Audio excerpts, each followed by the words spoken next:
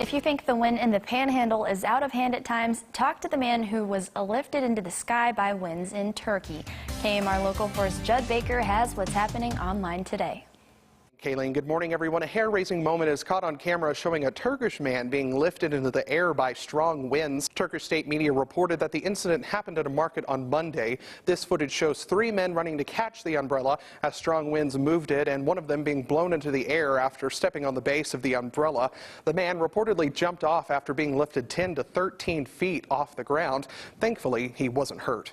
On Sunday, what may be the most famous landmark in the world, the Eiffel Tower, will celebrate its 130th anniversary. The Eiffel Tower was built from 1887 to 1889 for the World's Fair.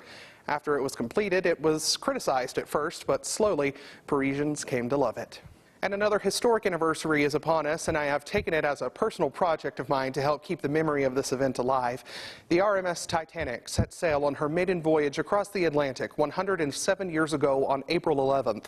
3 days later, she struck an iceberg, and in just a few hours, the largest ship in the world was at the bottom of the ocean. Starting on Sunday, I will be live tweeting, in a sense, some of the key events leading up to the sailing, the sinking, and the final moments to honor the more than 1,500 lives lost on that cold morning in April. You can follow along with my Twitter @JuddBakerTV and join in on the conversation with #TitanicTimeline. That's what's happening online today. Kaylee, we'll send it back over to you.